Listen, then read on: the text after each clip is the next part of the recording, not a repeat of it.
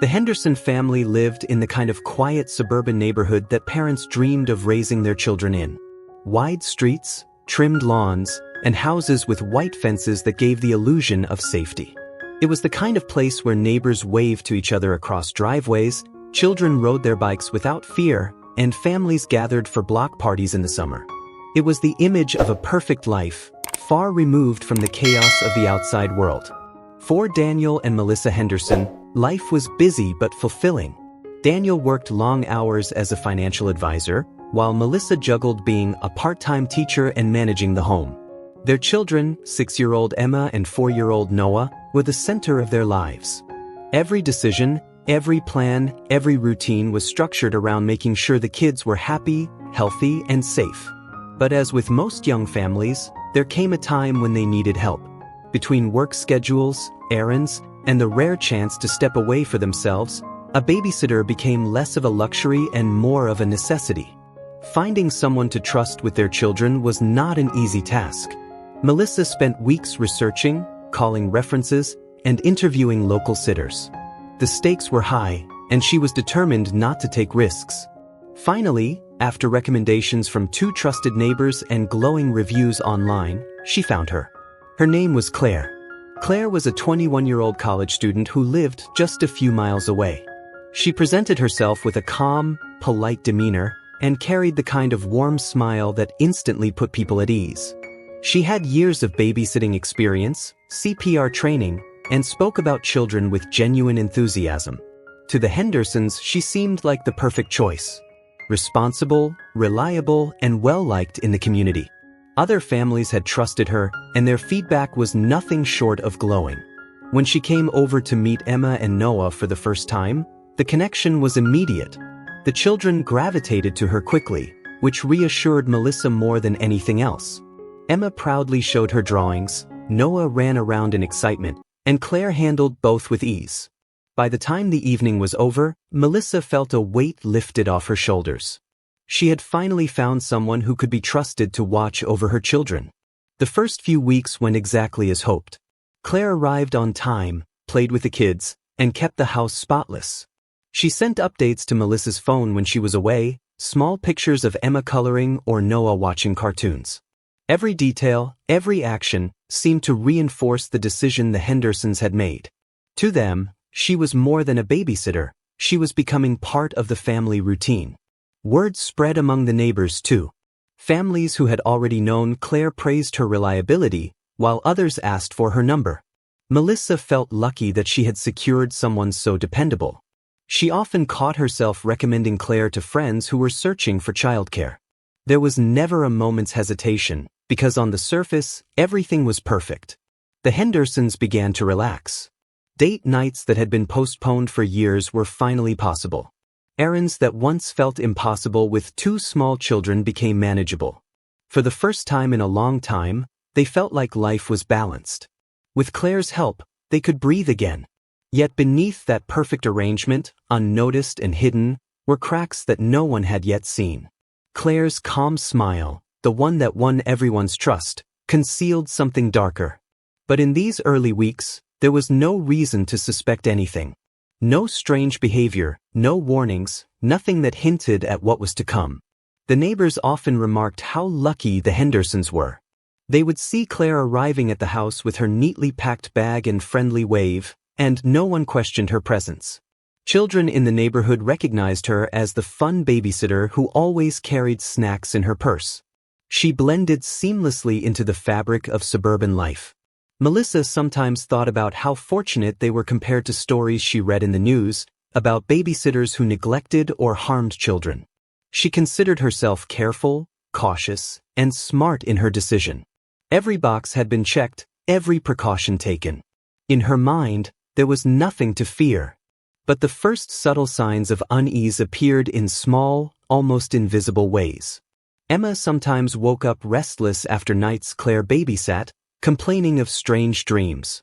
Noah began clinging more tightly to Melissa when she left the house. Both were dismissed as normal phases, the kind children often went through. After all, change could be unsettling, and having someone new in their lives might simply take some getting used to. Claire always reassured Melissa with that same calm smile. She would report that everything had gone smoothly, that the kids were happy, and that nothing unusual had happened. Her composure was convincing, her tone always measured and kind. And Melissa, eager to believe everything was fine, accepted her words without question. As weeks turned into months, the Hendersons' reliance on Claire grew. She was no longer just a babysitter. They trusted her with their children's routines, their comfort, even their secrets. She knew where the spare key was hidden, what time Noah usually napped, which stuffed animal Emma couldn't sleep without. She was integrated into the most intimate details of their family life, in ways few outsiders ever were. It was this closeness, this unquestioned access, that would later become the foundation of the nightmare. But for now, it was seen as convenience. The Hendersons had someone they could call at a moment's notice, someone who would step in without hesitation. Claire became woven into their lives with such ease that imagining life without her seemed almost impossible. And so, the Hendersons slept soundly in those early days, believing their children were safe, believing they had chosen wisely, and believing that nothing in their quiet suburban neighborhood could possibly disrupt the security they had built. But safety, as they would come to learn, was often an illusion. The break would come slowly at first, in ways too subtle to notice. And when the truth finally emerged, it would be far more horrifying than they ever imagined. The calm smile that once brought comfort was not a reflection of kindness. It was a mask. And behind it lay a secret so dark that it would shatter the fragile peace of their lives and leave the entire neighborhood questioning everything they thought they knew. Trust is not built overnight, but in the Henderson household, Claire made it seem effortless. She entered their lives with the polished ease of someone who understood how to blend into any environment. With every visit, every quiet evening spent in their home, she cemented her place not just as a babysitter, but as a figure of familiarity, someone woven into the family's daily rhythm. The children adapted to her presence quickly. Emma often rushed to greet her at the door, her small voice filled with excitement, while Noah, though more reserved, began following her with a wide-eyed attachment that made Melissa feel relieved. The transition, which she had worried might be difficult, was seamless. Claire's ability to engage the children without effort only added to her reputation as the perfect hire. Daniel noticed it as well. After long days at work, he would return to find the children bathed, the toys neatly put away, and the house quieter than it usually was when Melissa handled everything alone. Claire brought order to chaos, and in a home that constantly balanced between two young children's energy and the exhaustion of busy parents, that order felt like a blessing. Her calm smile became the defining image of her presence. Whenever Melissa left the house, she left behind a pair of trusting eyes that radiated reassurance. There was no rush, no frantic energy. Everything about Claire was measured, composed, and confident.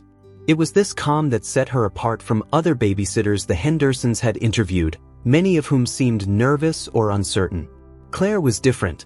She radiated control, and that control translated into trust. Neighbors, too, noticed her. She walked the children to the park, watched them carefully as they played, and exchanged polite greetings with other parents. No one ever raised an eyebrow at her. In fact, she fit the image of the model babysitter so perfectly that she became a quiet fixture in the neighborhood. Parents who hadn't hired her still felt comforted knowing that someone like her was part of their community. The Hendersons began to loosen their guard. They started extending their evenings out, taking longer trips to the grocery store, or occasionally stepping away for an overnight stay at Daniel's parents' home, secure in the belief that their children were in good hands. Each time they returned, they found their home in order and their children content, with nothing out of place to suggest concern. Yet beneath the surface, there were moments so fleeting they were almost invisible. Emma sometimes avoided eye contact when Melissa asked about her evenings. Noah occasionally grew restless at night, murmuring things in his sleep that made no sense to his tired parents. These were brushed aside as quirks of childhood, not signs of anything sinister. After all, children often had restless phases and dreams that made little sense. There was no reason, at least not yet, to question Claire's role. Claire, on the other hand, seemed to flourish in the quiet confidence she had built. Her calm smile grew softer, warmer, almost rehearsed, like a mask she wore with ease. Every movement she made in the Henderson home was careful and deliberate, from the way she handled toys to the way she tidied the kitchen. It was as though she knew eyes were always on her, and she performed accordingly. The children noticed things their parents did not. Emma became more reserved during playtime, cautious in ways she hadn't been before. Noah clung to his sister more often, unwilling to be alone even in the familiar corners of the house. But their voices were small, their fears indistinct, and in a household where parents were relieved to finally find balance, these changes went unnoticed. The illusion of perfection grew stronger. Melissa often confided to friends about how lucky they were, about how Claire had transformed their routine. She described her as dependable, responsible, even graceful. When others shared stories of unreliable sitters, Melissa could only smile and insist she had found the exception. That calm smile, the one she saw every time Claire stood at her doorstep, had convinced her. But trust, once given freely, can be the very thing that blinds. The more the Hendersons relied on Claire, the less they looked closely. They no longer asked detailed questions about the children's evenings. They stopped worrying about whether things were done exactly the way they wanted. They assumed everything was fine because, outwardly, it appeared so. And in that space of assumption, in the quiet hours when no one questioned her actions, Claire had freedom. Freedom to move through their home without suspicion, freedom to be someone entirely different than the warm figure everyone else believed her to be.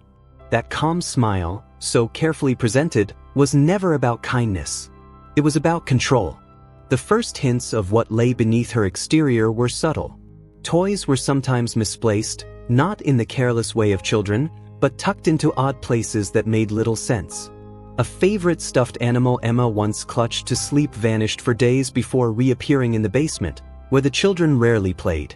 Food from the pantry disappeared without explanation, though Melissa assumed she had simply forgotten buying less. And on more than one occasion, doors that were usually closed were left ajar, though no one remembered leaving them that way. These small details formed a pattern, though the family was too distracted to piece them together. To them, the surface was calm, and in the comfort of that calm, they let their vigilance slip.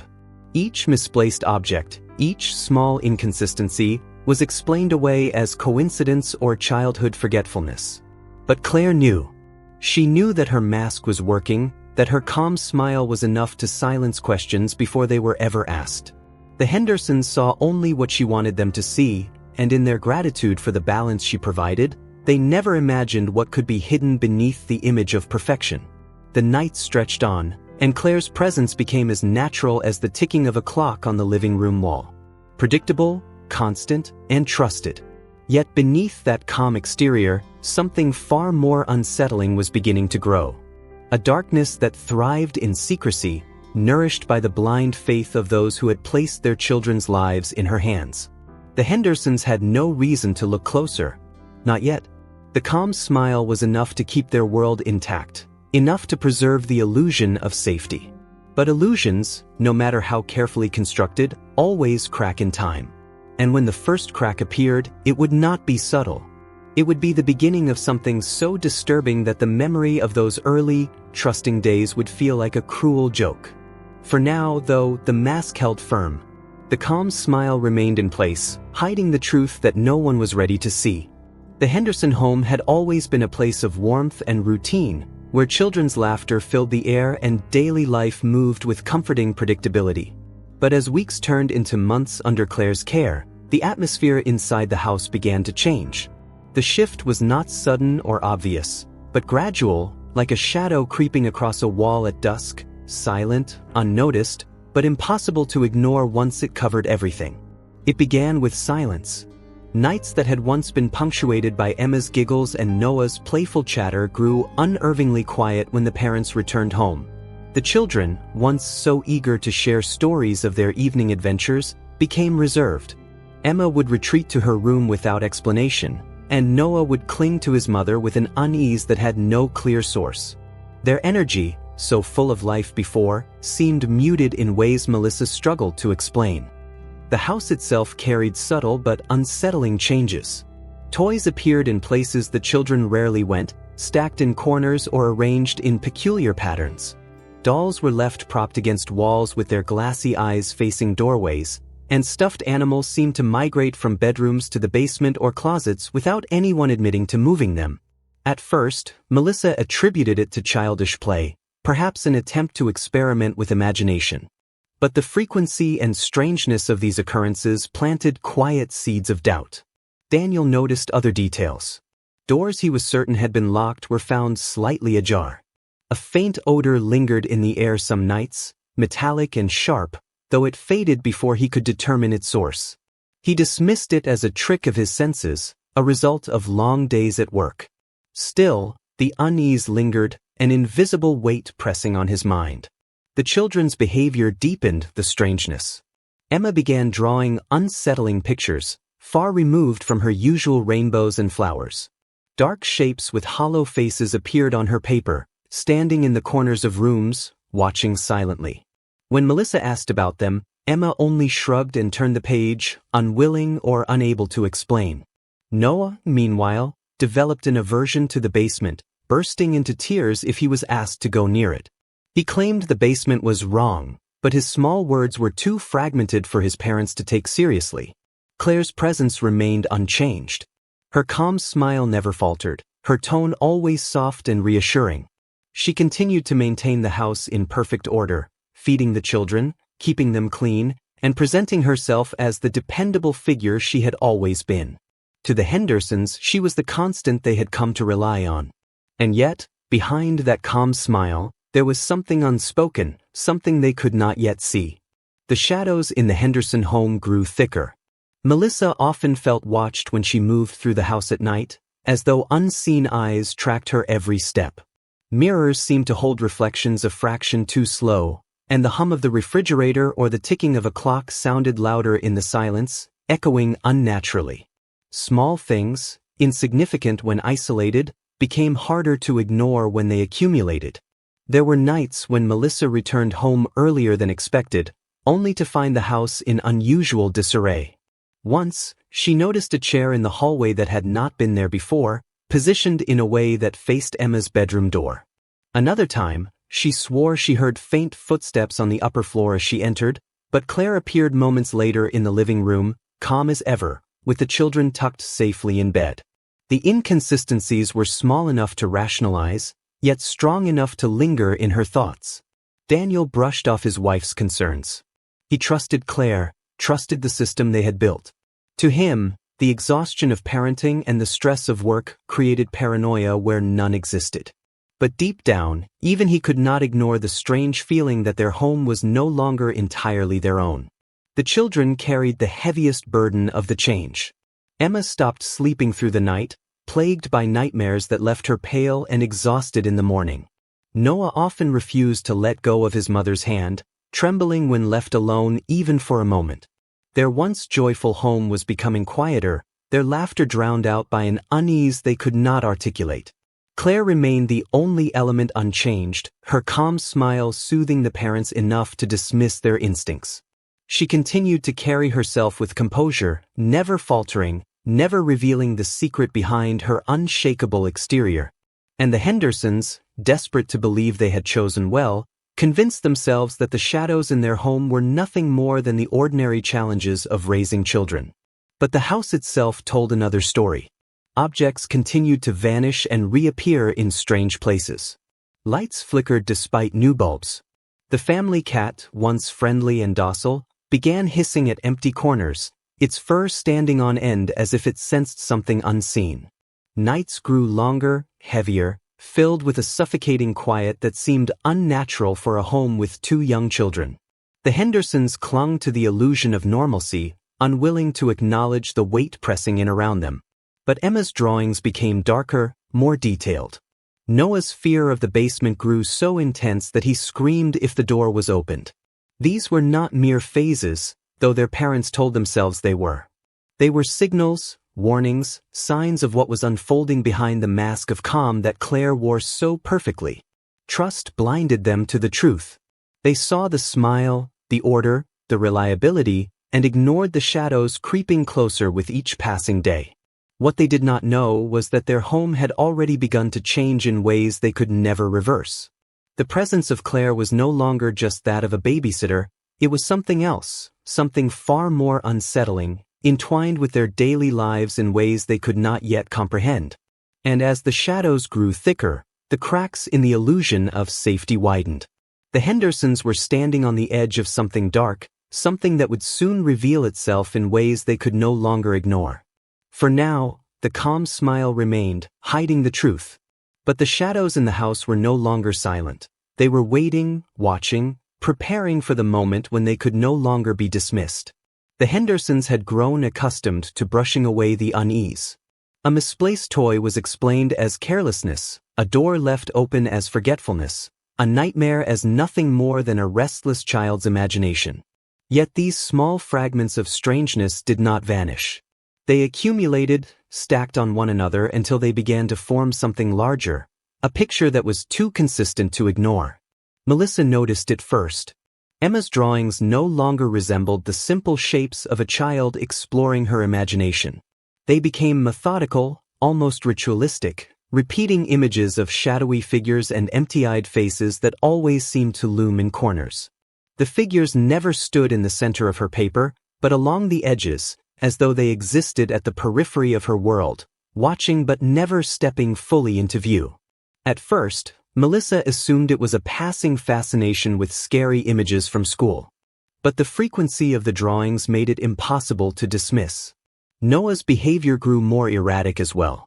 He clung tighter to his mother's side, often refusing to sleep alone. His aversion to the basement turned into a genuine terror, and he grew anxious any time Claire suggested playing in the lower parts of the house. He rarely spoke of what frightened him, but his small hands trembled whenever the basement door creaked open. The household, once vibrant with the ordinary chaos of children, was becoming quieter, weighed down by a constant undercurrent of unease. Meals were eaten with less chatter, laughter echoed less frequently, and silence settled into corners of the home where it had never existed before. Melissa began to feel the house itself was changing. When she moved through the halls alone, she felt followed, as though the shadows of the rooms stretched further than they should.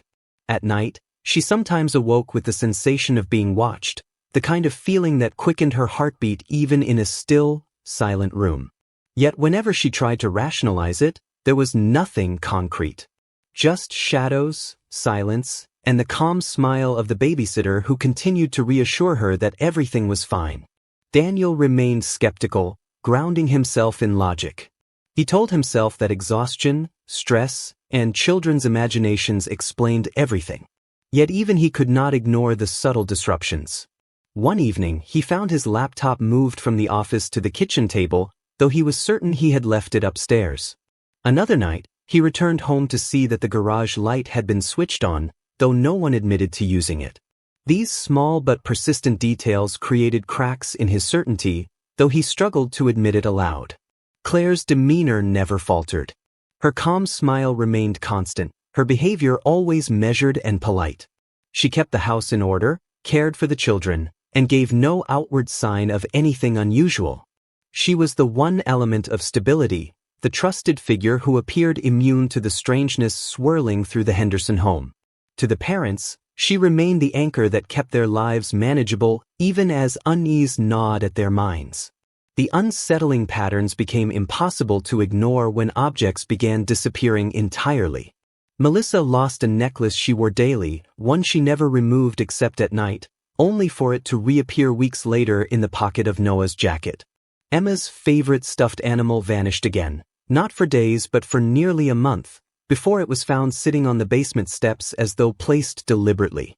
The family chalked these incidents up to forgetfulness and play, but deep down, each disappearance added to the growing unease that their home was no longer entirely their own.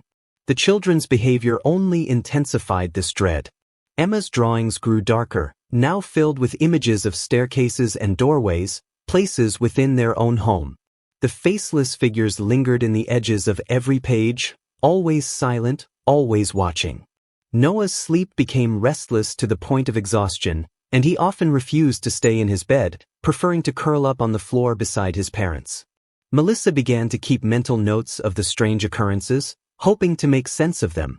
But the more she looked, the more the patterns unsettled her. Each misplaced object, each unexplained sound, each moment of fear from her children seemed connected in ways she could not articulate. It was as though an invisible thread ran through them all, tightening each day. Yet Claire's presence blurred the edges of these suspicions. She remained serene, steady, her calm smile unwavering.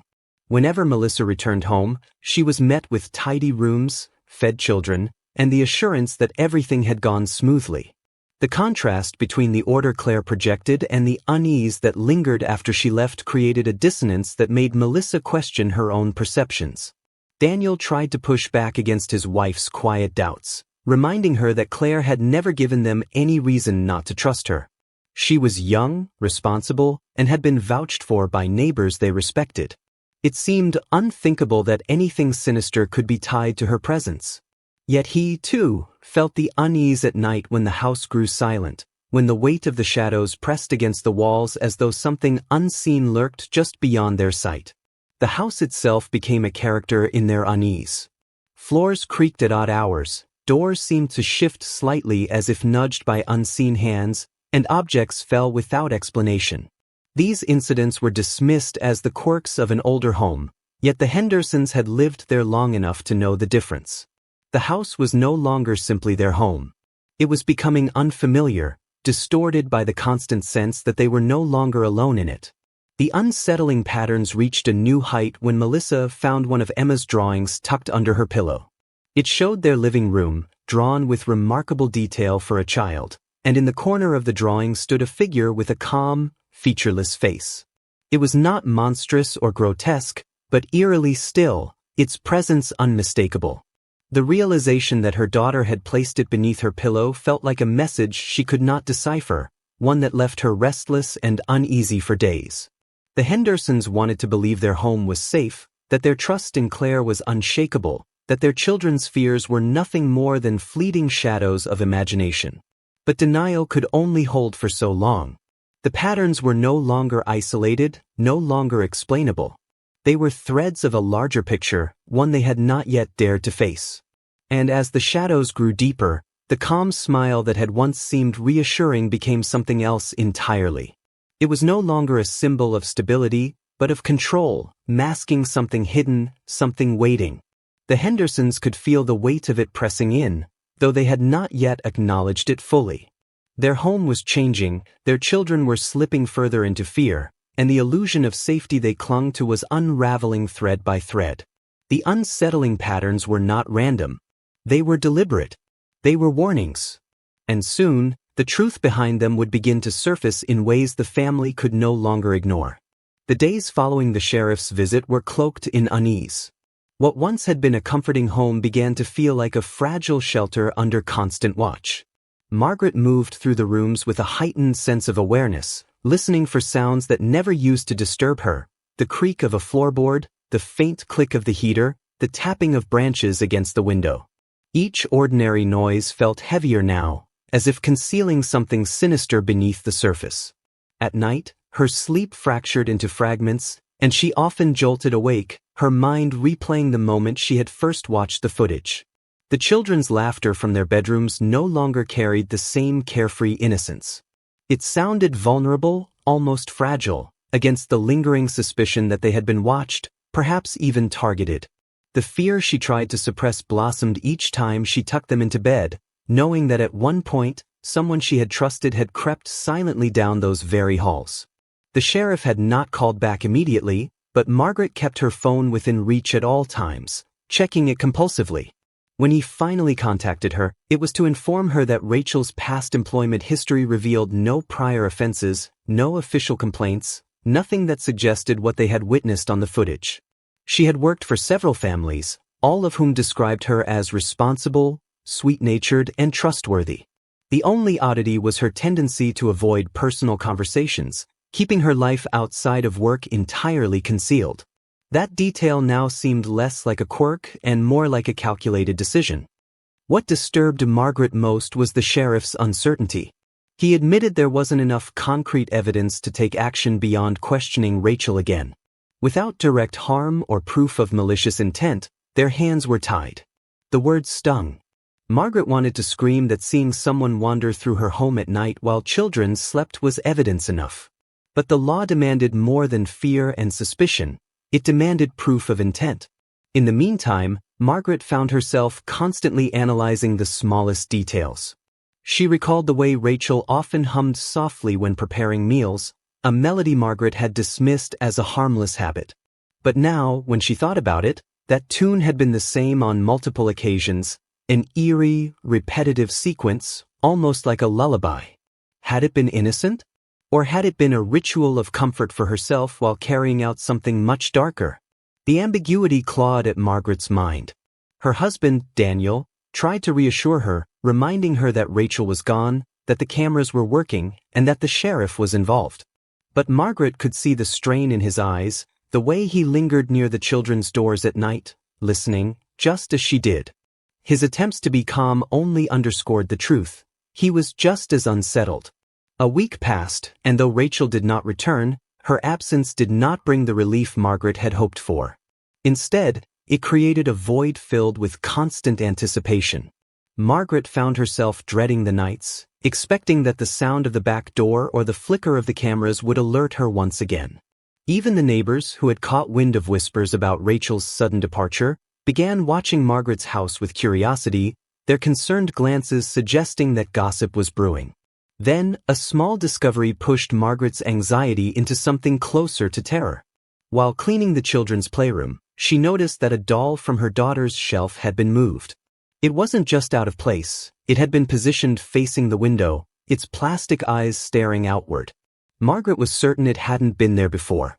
The children, when asked, insisted they hadn't touched it. Though it might have been a harmless accident, Margaret couldn't shake the possibility that Rachel had done it during her final days in the house, as if setting up a silent watcher within their home.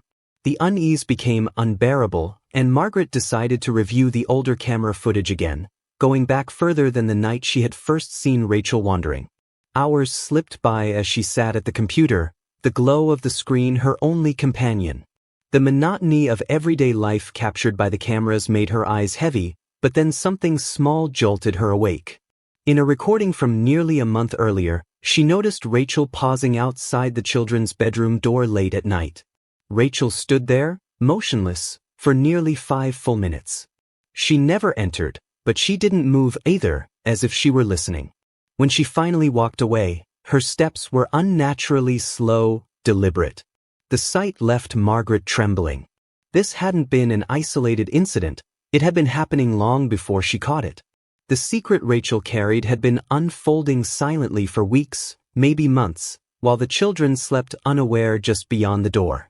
Margaret realized she had underestimated the depth of whatever was happening. The next morning, Margaret drove straight to the sheriff's office with the footage in hand. The sheriff, though still cautious in his words, appeared more concerned this time. He promised to escalate the situation, to press harder into Rachel's past and to interview the families she had worked for. He warned Margaret to remain vigilant but reassured her that steps were being taken. Still, Margaret left the office with the sickening knowledge that nothing had truly changed. The danger lingered in the shadows, undefined but very real. The children, innocent to the full extent of what was unfolding, began to sense their parents' tension. They asked why they no longer saw Rachel, why their routines had shifted, why their parents were stricter about where they could go and what they could do. Margaret struggled to answer, offering vague reassurances that Rachel had moved away, that everything was fine. But the truth weighed on her, pressing her into silence. Nights stretched longer, and Margaret began to sense that she was being watched, even beyond the cameras.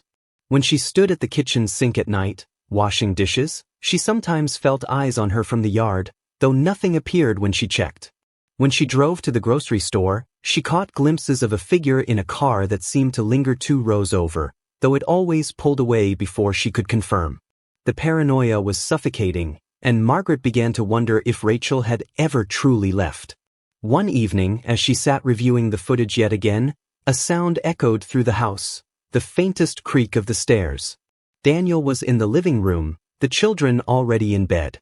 Margaret froze, her heart pounding, before rushing into the hall. The staircase was empty. She searched the house from top to bottom, finding nothing out of place. Yet when she returned to her computer, she noticed that the feed from one of the upstairs cameras had glitched for a few seconds during the exact time she had heard the sound. The possibility that Rachel had returned, that she had somehow entered unseen, became unbearable. Margaret and Daniel redoubled their precautions, keeping the children close, locking every door and window twice. The sheriff was called again, though his visit yielded no physical evidence. Still, the sense of looming danger thickened around the house like fog. Margaret realized that the secret Rachel carried was not just about what had already happened. It was about what was still to come. The footage, the unease, the disturbances, these were pieces of something larger, something unfinished. And Margaret could no longer shake the feeling that the true horror of Rachel's intentions had not yet revealed itself. The silence of their home had become deceptive, every shadow a potential threat, every sound a reminder that Rachel's presence still lingered. What had begun as a family's trust in a smiling babysitter had transformed into a nightmare that refused to end, tightening its grip with each passing night. And though Margaret wanted desperately to believe they were safe, deep down she knew this was only the beginning of the storm that Rachel had left behind. The air inside the Thompson household grew heavier with every passing hour, a suffocating tension that seemed to cling to the walls and sink into the very furniture. After the disturbing discovery of the hidden messages carved into Emily's toys and the strange note tucked inside her coloring book, the family realized that what they were facing was far more sinister than a mere case of a careless babysitter. Every small detail suddenly carried new weight, and the innocence of their home was stained with the creeping dread of betrayal. Mark had spent much of the night replaying the security footage over and over again, analyzing every subtle movement of Clara when she thought no one was watching. Her strange pauses, the way her eyes darted toward the hidden corners of the house, and the lingering touches she gave the children's toys all pointed to something carefully staged. Nothing seemed spontaneous, everything felt rehearsed.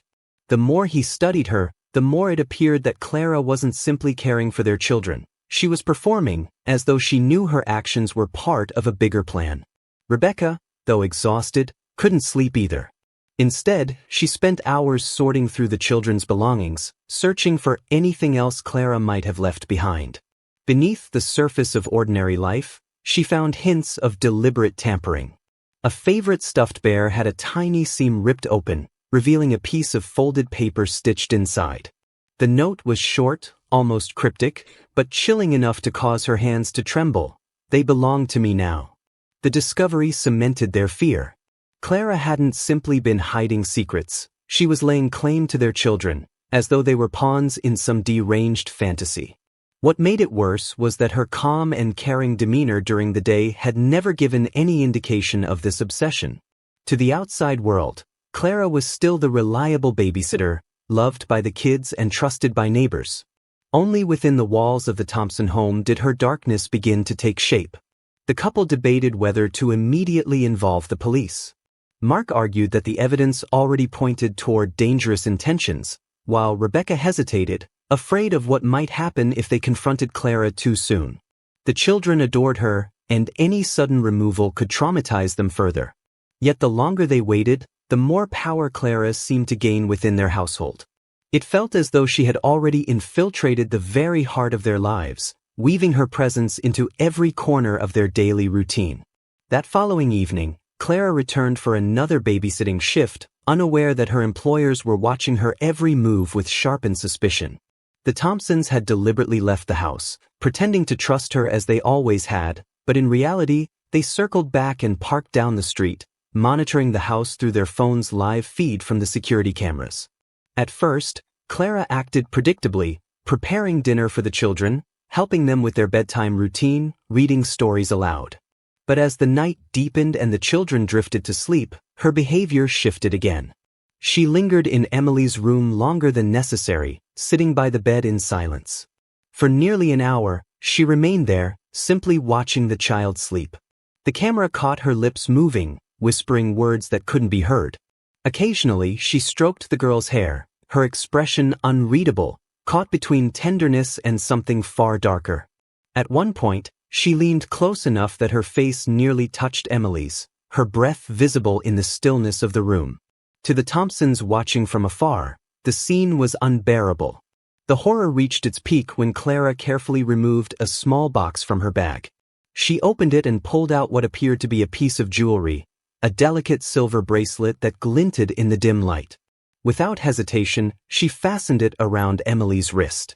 The gesture was disturbingly intimate, as if she were claiming the girl as her own. Mark and Rebecca froze, realizing they had just witnessed an escalation, a symbolic act that made Clara's intentions undeniable. By the time Clara left the house that night, her calm smile was firmly in place, as though nothing unusual had happened. Yet the bracelet remained on Emily's wrist, a silent marker of possession. The Thompsons knew they could no longer afford to wait. The next day, they attempted to remove the bracelet, but it was locked with a clasp that wouldn't open easily. It wasn't a toy or cheap trinket. It was crafted to last, suggesting Clara had planned this gesture long before. They debated whether to cut it off but decided instead to keep it intact as evidence. For the first time, Rebecca dialed the local police, explaining what they had discovered. The officer on the other end listened patiently but advised them to gather more concrete evidence before taking formal action. Without proof of direct harm, they argued, authorities might dismiss it as paranoia. The lack of immediate help only deepened the family's despair.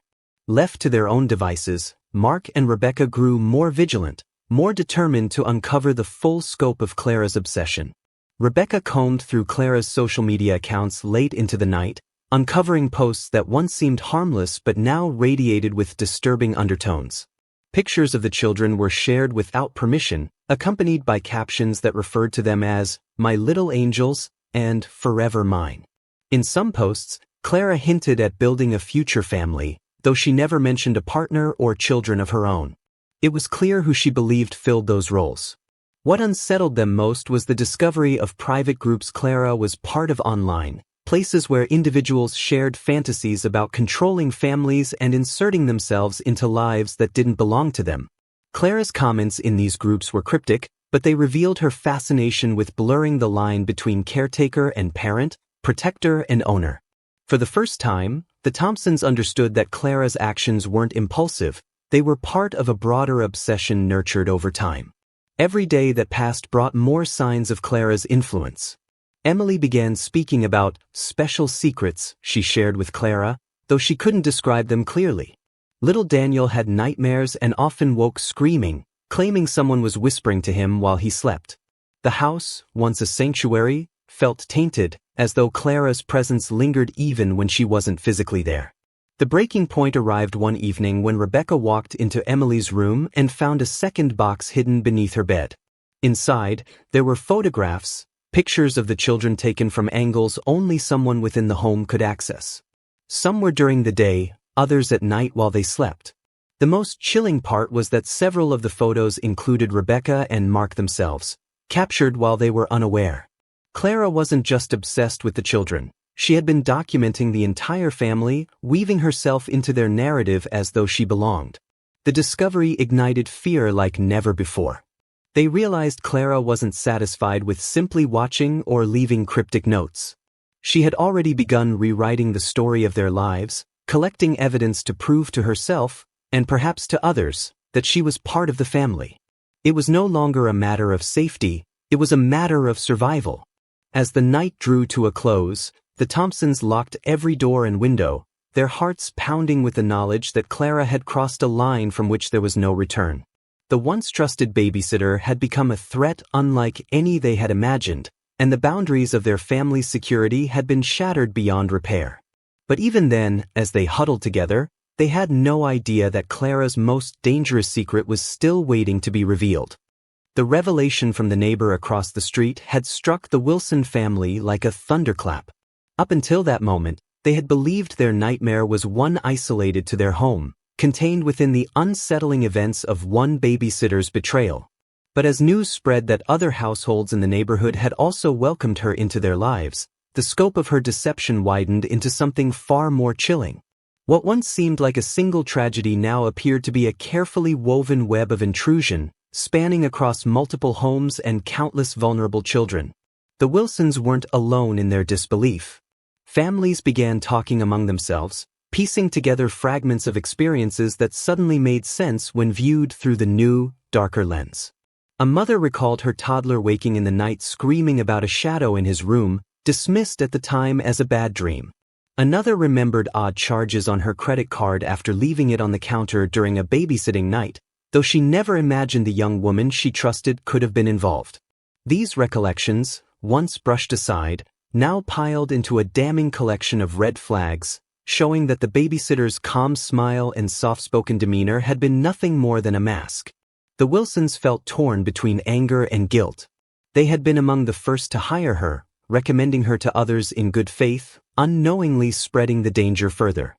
Each conversation with neighbors seemed to carve deeper wounds, layering shame onto the fear already lodged in their hearts.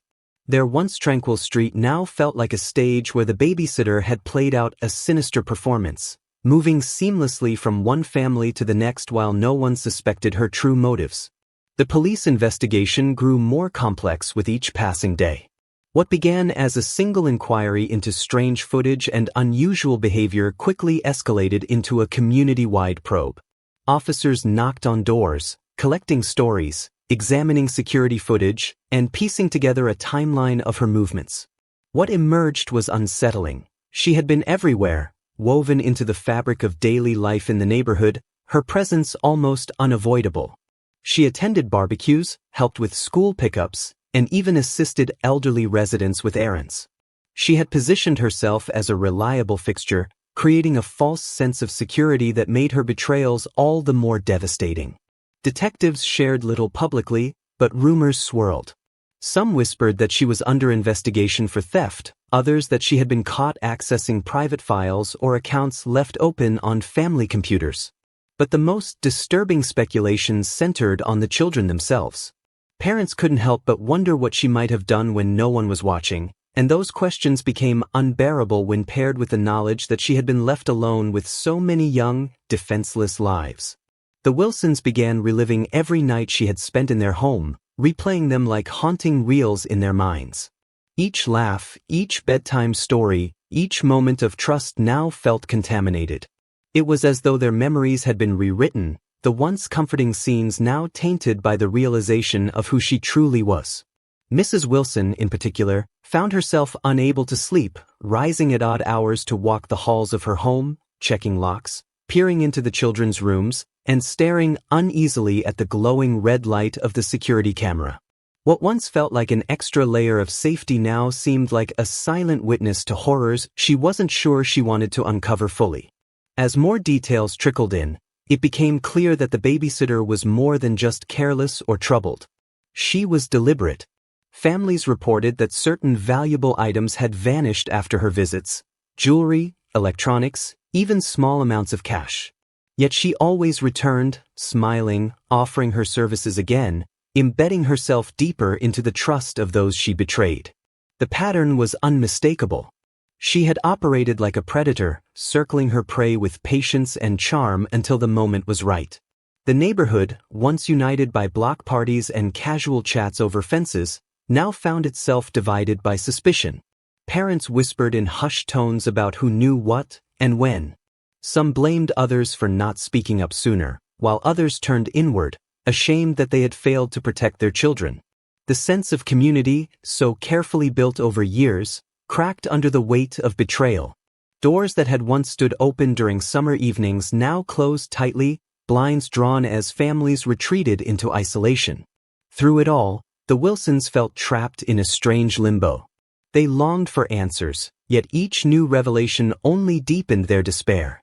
They wanted closure, but closure seemed impossible with so many threads unraveling.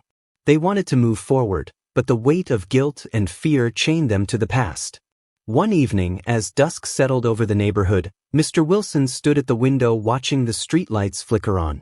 He noticed how empty the sidewalk seemed, how unnatural the silence was.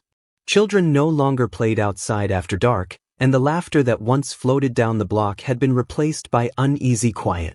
He realized then that the babysitter's betrayal wasn't confined to their home or even to the families directly affected.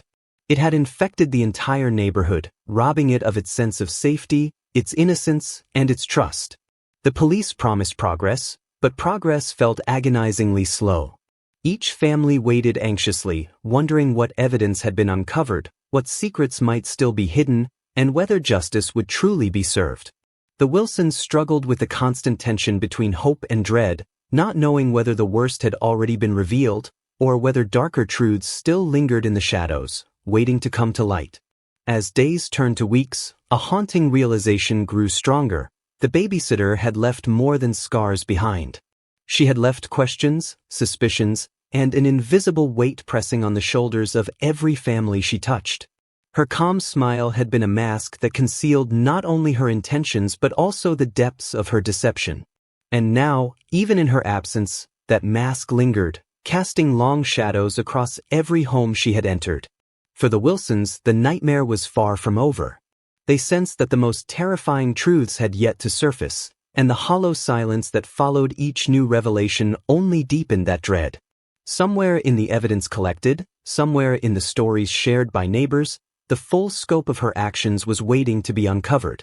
And when it came to light, it would change everything they thought they knew, not only about the babysitter but about the safety of the world they had built for their children. The Wilsons knew they couldn't escape what was coming. The storm was still building, and the calm before it felt suffocating. They braced themselves, knowing that the next revelation might not just shake their trust but shatter it completely. The house had become a battlefield of whispers, every corner of it breathing unease. What once stood as a sanctuary for the Morgan family was now a cage of suspicion, doubt, and gnawing fear. The walls seemed to echo memories of normal days, days when laughter rang out from the living room, when toys were scattered carelessly across the carpet, and when bedtime stories ended in peaceful silence. But that tranquility was gone, replaced by an oppressive sense of dread that seemed to shadow every breath they took. The betrayal by someone so trusted was a wound that refused to close, and the deeper they dug, the more poison they unearthed. The footage had already shown more than enough to unravel their sense of security.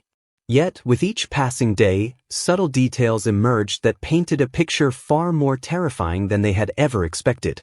Mrs. Morgan could no longer walk through her home without feeling as though she were stepping into a crime scene. Every creak of the stairs, every flicker of the hallway light, every small sound in the night carried with it a question. What else had been happening under their very noses? The children's bedrooms became the most haunting places of all. To stand in them now was to feel the weight of betrayal pressing down, as though the innocence of those spaces had been stripped away by an intruder who had worn the mask of a friend. As detectives combed through evidence, new findings began to surface. Files on the babysitter's laptop revealed disturbing searches, lists, and notes that sent chills through anyone who dared to read them.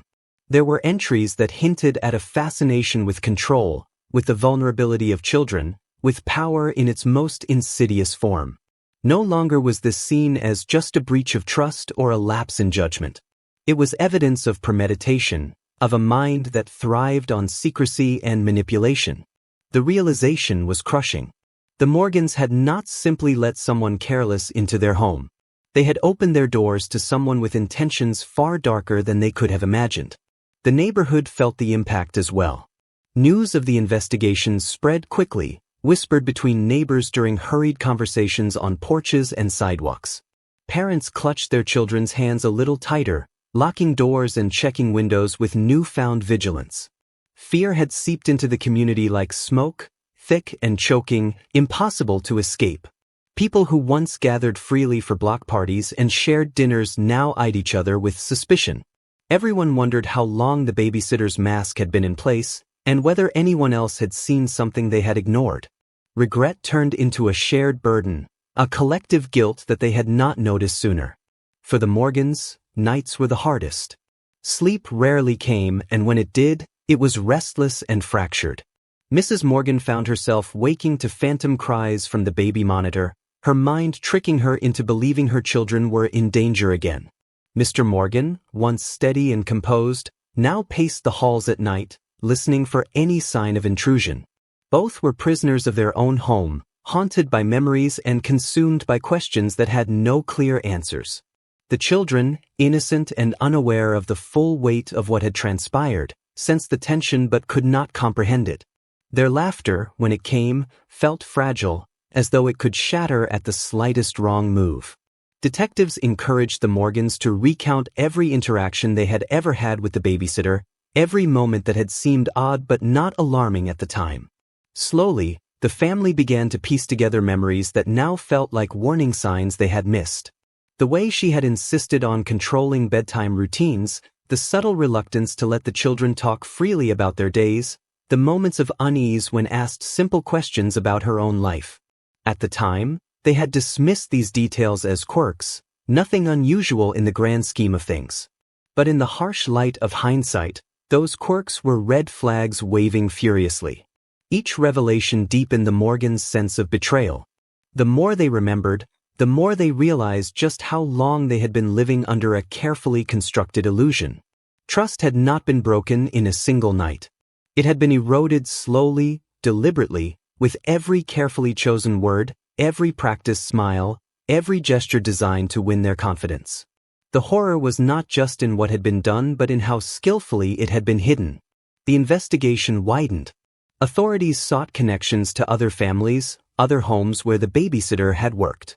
Each phone call to another household carried with it the possibility of further devastation. Some parents admitted to feeling a sense of unease but never having evidence to act upon. Others, horrified, confessed they had seen nothing at all. The silence that stretched across these conversations was deafening. How many lives had been touched? How many families had unknowingly been exposed to danger? The weight of that question pressed heavily on the Morgans, who now saw themselves not just as victims, but as part of a larger, more terrifying puzzle. In the midst of this chaos, the babysitter's calm demeanor during questioning unsettled everyone. There was no panic, no visible remorse, only a chilling composure that suggested confidence in her ability to control the narrative. Detectives described her as evasive, skilled at deflecting questions, careful in her words. This only fueled the Morgans' fear, for it showed that every action had been deliberate, every interaction calculated. To them, it meant she had never once been the person she pretended to be. She had always been a stranger wearing a borrowed face. The Morgans began to feel the suffocating grip of paranoia. Even when the babysitter was no longer in their home, her presence lingered like a shadow. They questioned their own instincts, doubted their ability to discern friend from foe. Every knock on the door startled them, every unfamiliar face in the neighborhood felt like a potential threat. They were not just dealing with the aftermath of betrayal, but with the loss of a fundamental sense of safety. What once defined their lives, trust, community, routine, had been shattered into fragments that could not be easily put back together. As days turned into weeks, the case began to draw media attention. Reporters camped near the neighborhood, their presence a constant reminder of the nightmare that had unfolded. Headlines painted the babysitter as a monster hiding in plain sight, amplifying the fear already woven into the community. Strangers reached out to the Morgans with messages of sympathy, but also with invasive curiosity, probing for details that the family was not ready to share. It felt as though their private nightmare had been turned into public spectacle, robbing them of what little control they had left. And yet, beneath the chaos and fear, a new determination began to take root in the Morgans. They could not undo what had been done, nor erase the scars left behind. But they could ensure that no one else suffered the way they had. That resolve became their anchor, the only thing strong enough to carry them through the storm. They vowed to uncover the full truth, no matter how dark or painful it might be. For only by facing it head-on could they hope to reclaim their lives and protect their children from a world that had proven far more dangerous than they ever imagined. The days ahead promised no relief. Each revelation only deepened the darkness, each step forward revealed new horrors. But the Morgans pressed on, their lives irrevocably altered, their eyes wide open to the unsettling reality that the greatest threats sometimes come not from strangers, but from those welcomed through the front door. And as they braced themselves for what was to come, one haunting question lingered above all else. Had they truly seen the worst of it, or was the most terrifying truth still waiting in the shadows, ready to emerge? The Holloway family's quiet suburban home had transformed into the center of a chilling storm that swept through the neighborhood. Once a place filled with laughter, bedtime stories, and ordinary routines, it had become a landmark of whispered conversations and fearful glances. Neighbors no longer waved cheerfully across lawns but instead huddled in clusters, speaking in hushed tones, piecing together fragments of what they thought they knew about the woman who had so seamlessly blended into their world. Everyone had trusted her, and that betrayal rippled outward like cracks spreading through glass. Inside the home, the family struggled with sleepless nights. The security cameras still loomed like silent sentinels, reminders of what had been uncovered. Despite the house being scrubbed of any sign of intrusion, the psychological weight lingered. Each creak of the floorboards felt magnified, each shadow stretched too long. The children were the most deeply affected, their innocence stripped away too soon. They asked questions their parents struggled to answer, questions that cut deep into their sense of safety. The parents had no comforting words strong enough to erase the knowledge that the very person entrusted to protect them had harbored sinister secrets. The investigators pressed forward, revealing piece by piece the extent of the babysitter's deception. She had not been a passing stranger but someone with a carefully curated history. Records uncovered hinted at a trail of strange incidents connected to her past. Neighbors in previous towns reporting children who had woken screaming in the night, families who had dismissed odd occurrences as simple misunderstandings. But now, with the Holloway family's video evidence, those old complaints gained new, frightening significance. It became clear that her calm demeanor had been a mask perfected over years, concealing a darkness that had been hiding in plain sight. As detectives traced her movements, they realized the babysitter had moved frequently, never staying long in one place. Each new town brought a fresh start, with glowing recommendations seemingly fabricated or exaggerated. Her background checks had shown nothing unusual because she had slipped just beneath the threshold of suspicion, her actions always subtle enough to avoid drawing legal consequences. That pattern ended abruptly with the Holloway case, where technology caught what human intuition had failed to recognize. The footage of her unsettling behavior with the children, her silent rituals, her unblinking stares, the moments where her expression twisted into something unrecognizable, was undeniable. The neighborhood began to fracture under the weight of the revelations. Parents who once casually left their children with trusted sitters now found themselves second-guessing every decision. Babysitting, once a simple arrangement built on trust and familiarity, became a source of anxiety. Families rushed to install cameras, to tighten their schedules, to keep children closer. Sleepovers were canceled, playgrounds grew quieter, and whispers filled the air about how no one could ever truly know what went on behind closed doors. For the Holloways, the greatest challenge lay not only in facing the betrayal but in confronting the reality of what could have happened if they had not checked the footage when they did. The police confirmed that while the babysitter had not physically harmed the children in recorded moments, her actions hinted at intentions that could have escalated. The chilling detail lay in the fact that she had kept journals, found in her apartment, filled with unsettling writings that suggested an obsession with control, secrecy, and watching. They were not coherent confessions but fragments of thoughts, disturbing enough to paint a picture of someone who relished the vulnerability of children and the false trust of parents. The discovery of the journals was the turning point in the investigation. Pages filled with descriptions of sleepless nights in other households matched reports from other families across different towns. She had been perfecting her method, testing boundaries, pushing limits while remaining undetected. Some entries mentioned children by vague initials, references too ambiguous to tie directly to specific cases but enough to suggest her actions were not isolated to the Holloways. For the detectives, it became clear that this was not a babysitter who had simply crossed a line in one household, but a predator who had carefully hidden in plain sight for years. News outlets descended on the neighborhood, their cameras and microphones capturing the unease that clung to every street corner. The story spread far beyond the Holloway's suburban block, igniting debates about the dangers of hidden predators in trusted roles.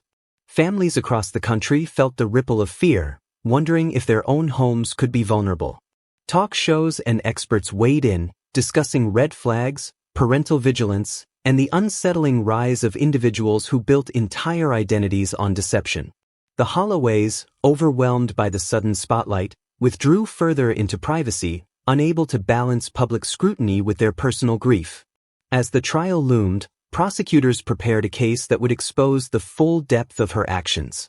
They compiled footage, journal excerpts, and testimony from families in other towns who now recognized patterns of her behavior. Each piece of evidence added another layer of horror, illustrating how someone who appeared so ordinary had been orchestrating a quiet nightmare in homes across multiple communities. The courtroom promised to become the stage where the facade would finally crumble, where the woman who once smiled warmly in family kitchens and read bedtime stories would be revealed as a figure of calculated malice. But even as the legal machinery moved forward, the Holloways were consumed by their private battles. Trust was not easily rebuilt. They found themselves scanning the faces of teachers, neighbors, even relatives, wondering if danger could lurk behind familiar smiles. The father, once skeptical about surveillance, now found himself obsessively checking the cameras, as if each review could somehow undo the past. The mother wrestled with guilt, questioning how she had failed to notice subtle signs, even though everyone insisted she could not have known. And the children, caught in the middle, bore silent scars, their nightmares lingering long after the babysitter was taken away. The night before the trial was set to begin, the neighborhood felt strangely quiet, as though the community was holding its breath. Families who had once been inseparable now lived in invisible bubbles, their unity fractured by suspicion. The Holloways braced themselves for the ordeal of reliving the nightmare in a public forum, knowing that the truth, as devastating as it was, needed to be told in full. Yet, somewhere in the silence of that night, a deeper dread lingered, the knowledge that while one predator had been caught, the world was full of hidden shadows, and the sense of safety they once took for granted could never be fully restored. And so, as dawn crept over the houses, painting the streets with pale light, the Holloways prepared themselves for the next chapter of their ordeal, the trial that would not only determine the babysitter's fate but also test the strength of their fractured trust, their endurance, and their ability to face the darkest truths in the harsh light of justice. The courtroom was filled with a silence so heavy it felt like a storm waiting to break. Reporters lined the back row, cameras flashing whenever the bailiff moved or when the judge adjusted his glasses. The case of the babysitter had grown beyond the quiet suburb where it had begun. It had turned into a national headline, drawing in people from far beyond the neighborhood who wanted to know how someone trusted with children could commit such chilling acts. When the prosecution laid out its evidence, the grim details of what the cameras had captured were once again shown, not in their entirety, but in carefully edited stills and clips. Even then, it was enough to draw gasps from the courtroom. The haunting figure of the babysitter, standing in the shadows of the children's bedroom, her face blank and eyes hollow, became burned into the minds of everyone present. Parents in the gallery shifted uncomfortably, some reaching instinctively for the hands of their own children. What had happened in that house was not just a betrayal of trust, but a crime that cut into the deepest fears of every mother and father. The defense attempted to build a different narrative, portraying her as unstable, a victim of mental illness, someone who had never received the help she needed. They argued that her behavior was not premeditated, but a breakdown of a fragile mind left untreated. They pleaded for sympathy, for understanding. Yet the evidence told a story that could not be softened. The recordings, the journals found in her possession, the strange objects hidden away in her car, all painted a picture that was darker than most had imagined. Testimonies from neighbors added weight to the unease. Some recalled moments they had brushed aside, fleeting glimpses of behavior that, in hindsight, carried ominous undertones. A late-night walk past the house, seeing her sitting in the children's room long after they had fallen asleep. A strange smile directed at nothing in particular. Odd questions about the layout of homes and routines of families. All the small signs that had seemed insignificant before now took on a different meaning, leaving witnesses to grapple with their own guilt for not speaking sooner. The parents, sitting only feet away from the woman who had invaded their home, kept their eyes fixed forward. They had chosen not to speak during much of the trial, leaving their pain unspoken but visible in every stiffened posture and every clenched hand. When the time came for them to deliver their statement, the courtroom fell into a hush so profound that even the sound of someone shifting in their seat echoed loudly. Their words were measured, filled with the weight of nights spent wondering what could have happened if they had not discovered the truth in time. They spoke of sleepless hours, of the fear their children still carried, of the way their home no longer felt like a place of safety. It was a wound that would take years to heal, if it ever truly did. The judge listened carefully, his expression unreadable, but his voice steady as he reminded the court that the law had to serve not just as punishment, but as protection. The jury deliberated, but it did not take long for them to reach a decision. The crimes committed were too severe, the risks too great, and the evidence too undeniable. The verdict was read, and with it came a collective release of tension, though it did little to ease the ache left behind. As the sentence was handed down, the babysitters showed little emotion. Some described her as vacant, others as cold.